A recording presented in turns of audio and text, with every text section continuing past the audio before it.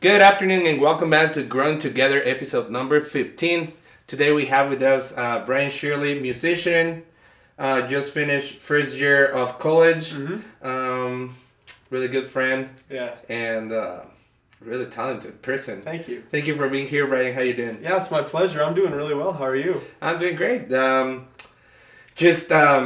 If you don't know Brian Shirley, right, he's a really talented person. Since I met him, I think I told you wow, what a voice, right? What a voice. I'm not gonna make you sing today here, so Okay. don't worry about it, right? All right.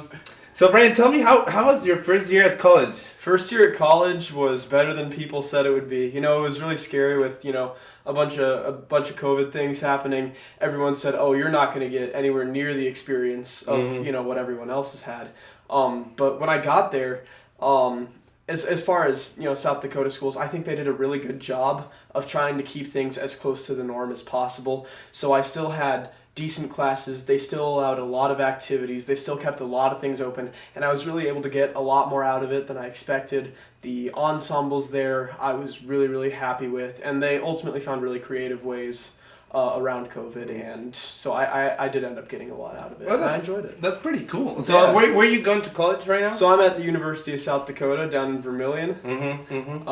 And what you're doing? I'm double majoring in business administration and then musical arts. Little unorthodox, but I got a scholarship for the music. Basically, it's another major I could tack on for not a lot of money. So I'm going there for 5 years, and hopefully I'll get the two majors out of it, and hopefully that'll either look good on a resume, it'll get me a lot more options in the future of what I can do. Yeah, for sure. And I mean, what my father used to say is the more you learn, the better it's gonna be for outside. Exactly. So, Yeah. and then those I don't know what part of the business, how much do you like to do business with people, but I know Right. music is something that you love, right? Yeah. You write your own songs. You say compose your own music. How you say Sometimes, yeah, compose, arrange, that's right. that? Arrange, yeah. Yeah. But yeah, the business side of things definitely don't have as much experience in it, but I figured since I'd like to think I'm pretty good with people at times, so hopefully just the interaction side of that would be play to some strengths of mine, hopefully. Yeah, well, I'm glad you're doing that.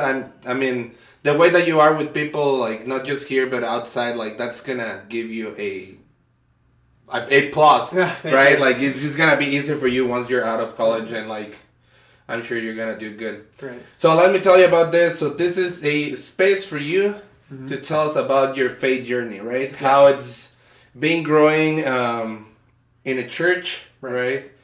You didn't grow up in this church, right? Where No. you start? So I was born in Solon, Ohio, which is probably an hour out from Cleveland. Okay. And I went to this church called Pioneer Memorial Presbyterian. My mom was, of course, really active with the music program there, I established a lot of relationships there, and it was a great place to get started. Then, of course, moved to Iowa, went to a Reformed church there, and then Illinois, went to a Methodist church. So we kind of hopped around denominations, but ultimately, of course, ended up coming here. Mom's the music director and absolutely love this place. Some of the best friends I've ever made at a church. So tell me a little bit more about jumping around denominations, right? Yeah. How's that experience? Is there a huge Not at all. Okay. Because I have some Catholic friends and I've attended some of their masses, and that is way different. But as far as just the different denominations, I mean, the only big difference is saying, "Forgive us our debts and forgive us our trespasses." Really, the services, even the music, everything is so similar between them. It's really up to whoever's leading it, more so than the denomination the church identifies itself as. But I mean, either way, denominations, I never really got the point of people being loyal to different ones, because at the end of the day, we're all worshiping the same God. It's all for the same purpose. So I enjoyed them all. Okay, that's pretty cool, and it's Yeah. good to hear that you as a young adult, right? You're not married with one denomination, yeah. right? I think if you go back in time, a lot of that was a lot of the fighting, right, Yeah. in between people, and I do believe each one of the every denomination or anything like that, right? Like has something to add to your personal like faith journey, so that's good. Brian, so how you get involved at start to singing at church or like just love for music, how that happens? Well, it all comes down to my parents. The first kind of musical endeavor I had, well, first of all, I'd always sing in the church choir because my mom was always like some sort of choir director at church. So I mean, I started that probably when I was 4, and when I was 5 when I started first taking piano lessons.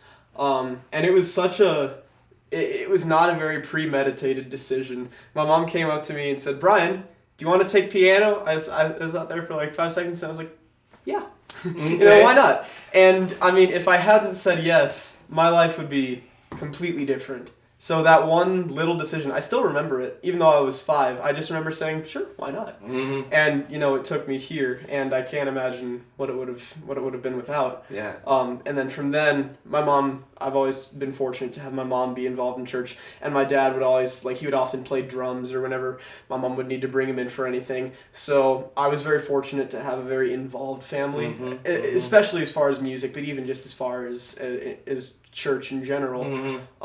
And I always got drawn into it, and it just kind of integrated itself into my life. Yeah.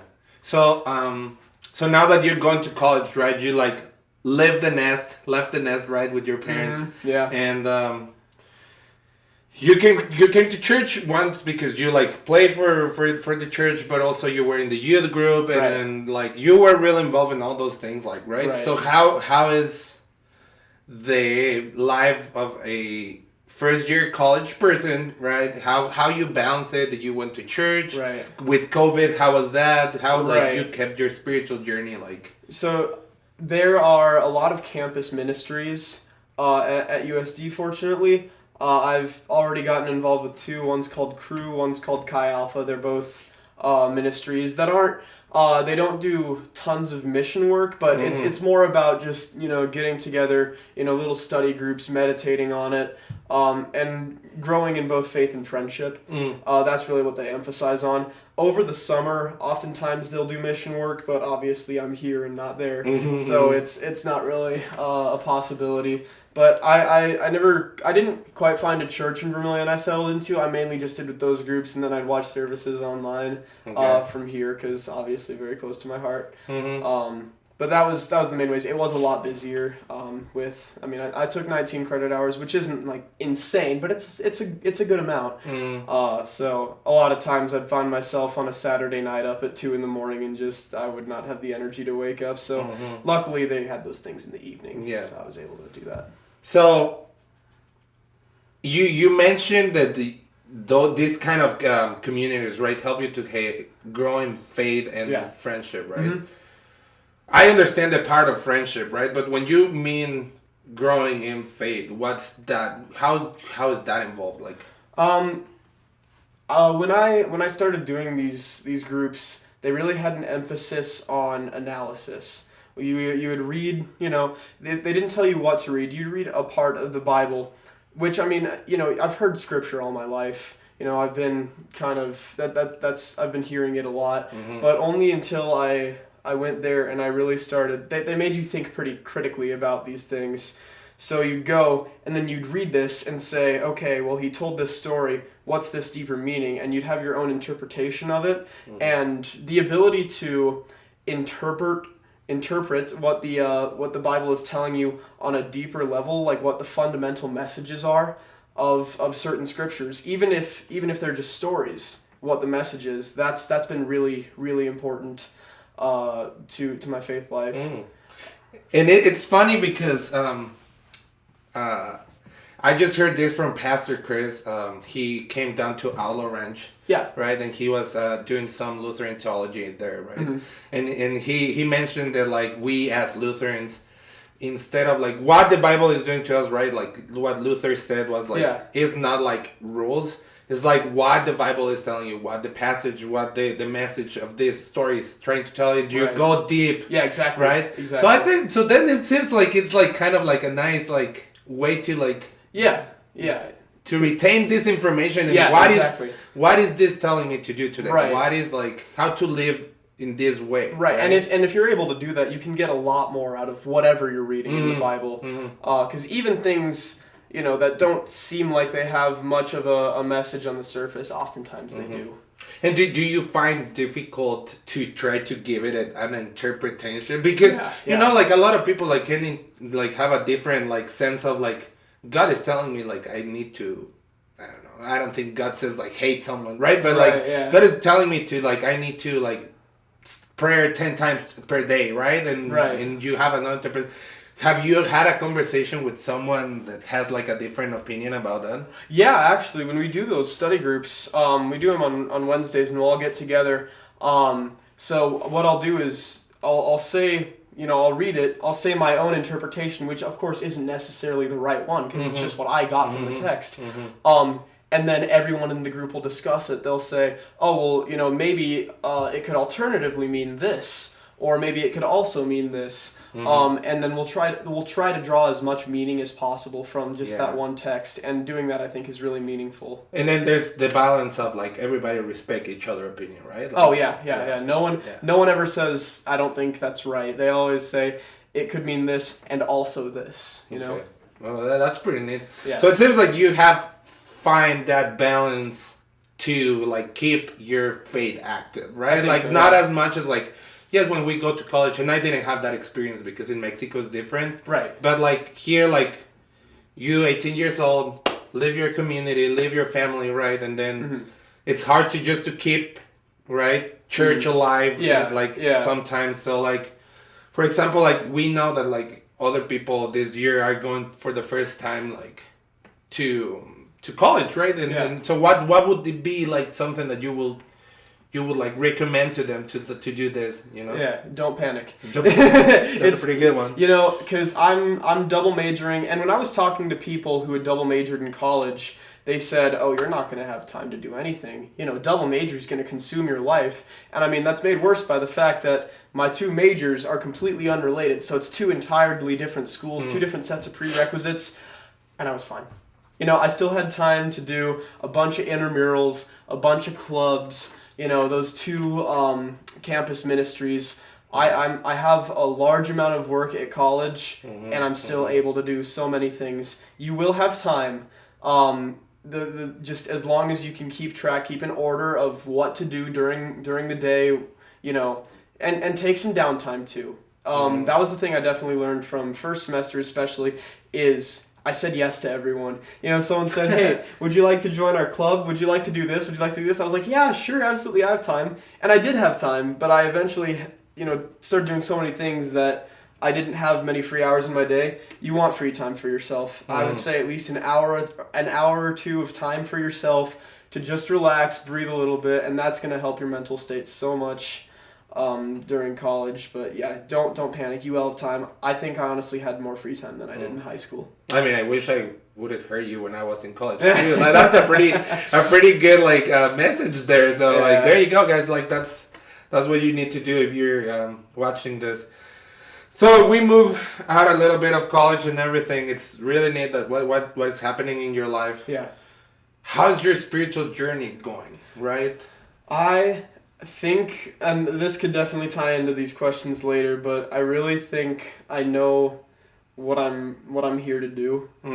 Since I it's hard to say it's a coincidence that I just so happened to get that job here last summer doing the worship services, and now I have this job at Chapel in the Hills doing the worship services.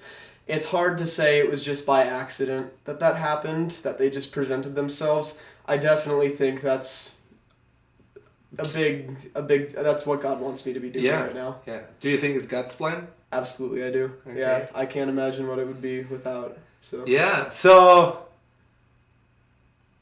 you're super busy. You say yes to everybody. You say right. All these things. Yeah. When you this space never is gonna be me being, but why you're not doing this, right? Yeah. Like, do you find when you get time for yourself, those 2 hours, hour and a half that you're saying, right?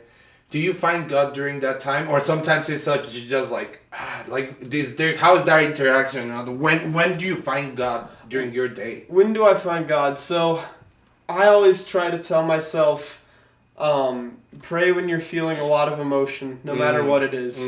If you're upset about something, if something didn't go the way you wanted it to, and you're not happy about it, say, God, help me to do better. You ask God that you can try to better yourself from it. If you're really happy, you thank God because, He's responsible for all good things in your life. So anytime you have that strong emotion, no matter what it is, happiness, sadness, anger, excitement, no matter what, talk to God about it. And then in the time where you're doing nothing, that's a good time to talk to God also. I tried to get out of the habit of only, praying, before I go to bed, reading the Bible before I go to bed, because I thought, well, that's just making God into a routine.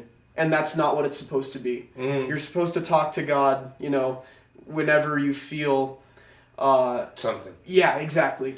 So that's another big thing in college is don't make God a routine. Don't say I'm going to read, well, you can set time to read the Bible. I'm not saying that, but don't say, okay, if I pray before bed, I'm good.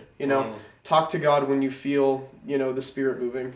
Absolutely. Yeah. And when you say praying, right, like or my understanding before of praying was like, please God, help me with this. Please God, just asking and asking and asking, right? Like when you mean praying, it's like broader than that? Yeah. See, when I talk about praying, and when you feel something, I don't mean, drop to your knees, bow your head, no matter where you are. You can be taking a walk. You just take a deep breath and start praying. It doesn't have to be some, predetermined time that you have to go to a church and pray. No, sometimes I'll be walking in between classes and I'll say, God, thank you for that. I think that went well today. There isn't a set time or place. God's also there to be your friend, just to talk to. So whenever that happens. That's neat. Yeah. All right. Any impactful experience during this first year of COVID that you think like, all right, God, like, it's present, like God, like, like. Yeah. This is actually kind of a cool story. So the Chamber Singers is a really, really fantastically good choir at USD that I was very fortunate to be a part of this year.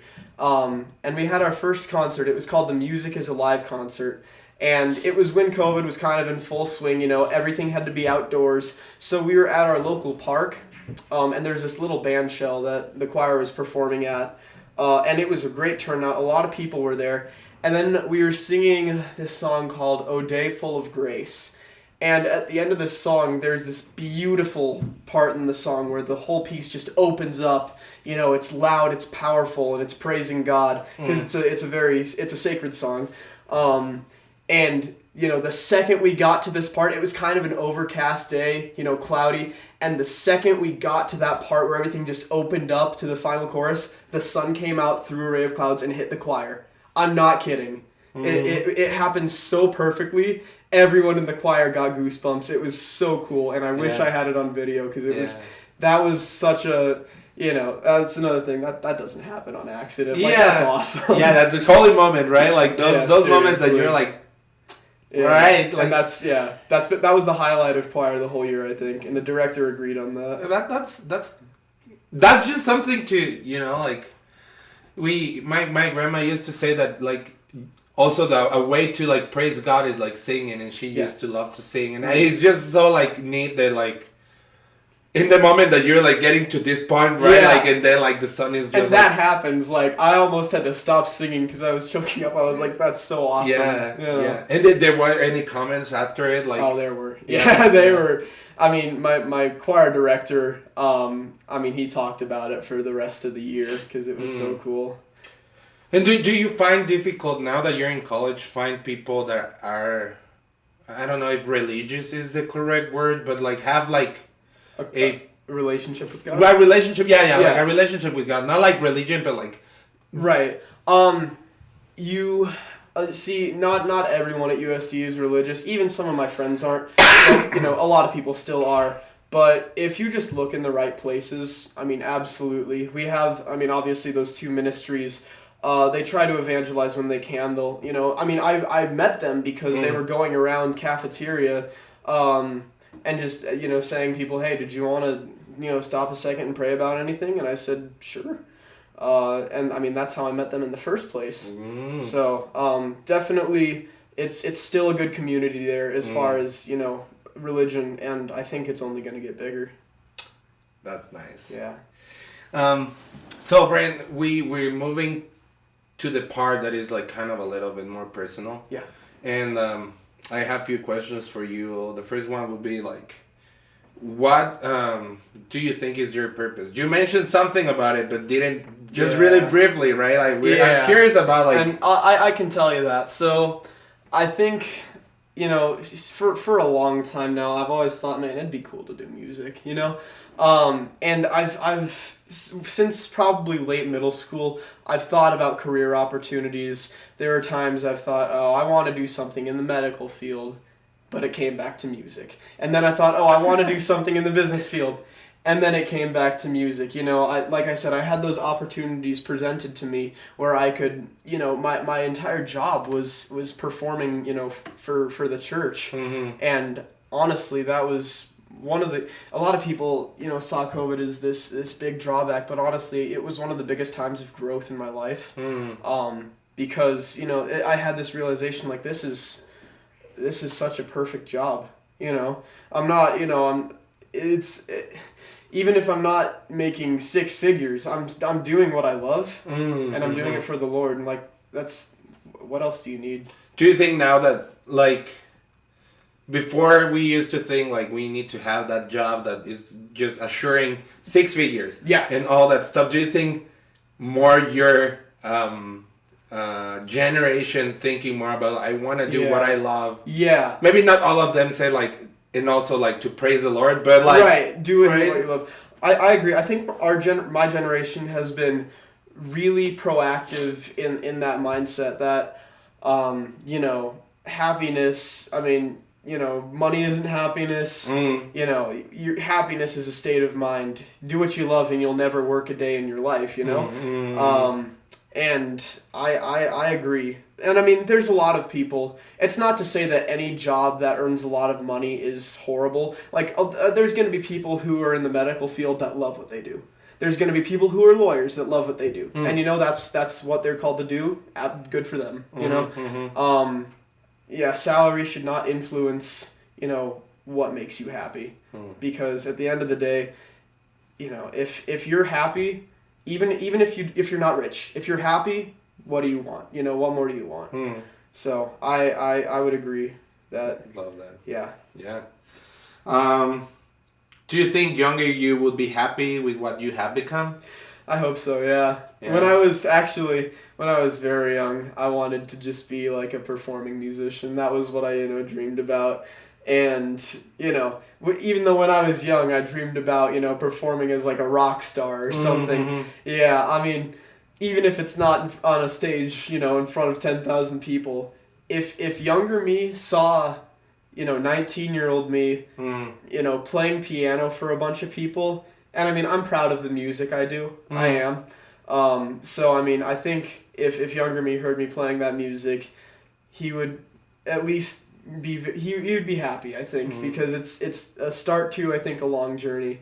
And already this is better than I could have imagined. That's great, man. Well, it's been like really fast. It just like have gone like flying, and it's just there's I feel like I almost know you for sure, and I know. I'm just so super curious about like what you're doing right now at the Chapel of the Hills. Right. So that for the services, it's actually pretty similar to what I did here, but just on a smaller scale. So it'll be I don't know that I'll take the time to arrange, like, I'll do those jazzy arrangements for pre-service sometimes. I don't think I'll have quite enough time to do that every single week here because I also have a lot of weddings to do. But I've since I started kind of really getting back into playing piano and really studying it, I've been able to just kind of improvise and make things work. So when 2 days ago when I first performed at Chapel, I went there And I didn't actually know I needed to have pre-service music. And then Mrs. Beck said, normally you do, about 10 minutes of pre-service. So I said, oh, crap. Okay. So I sat down and I thought, okay, I'm going to play an E flat. I don't know what I'm going to play, but I'm going to play something. So I started playing, and I played a melody. I played some chords, and then every once in a while I'd throw a hymn in there, and then I'd transition into something else. And I would just make something nice and atmospheric, and it worked. And I mean, that made me really happy that I was able to do that, because I wouldn't have been able to do that, a year or 2 years ago. And so I think I might just continue to do that there. But I also have hymns to learn, and then weddings. I'm gonna a lot of weddings is the same repertoire. You learn 5 songs, da da da da, and then a couple other wedding standards, and then very occasionally they'll ask you, hey, I want you to play this piece, but that doesn't happen as much as you'd think. Okay. Normally, as long as you know the 5 songs, the first wedding's the hardest, next one's a little easier, next one's a little easier, and then you're in a just a state of flow, and you're able to just do everything. That's good, man. Yeah. And I'm just and this is. I'm talking for myself, but I'm sure I'm talking for people outside there, saying like, God has given you a talent that we are allowed to have you here, and like you share with us. So thank you so much for being with us today. And I hope I can see you playing again around church. I'm sure you will, yeah. Yeah. I love doing it so much. I love, like I said, I'm proud of the music and the support people show me here. I mean, I've teared up when I've read the things that people have said to me. Yeah. It makes me so happy, everyone here. Yeah. Thank you so much for coming today, man. My hands are a little sweaty. That's okay. Thank you so much. And guys, thank you so much, and see you next week.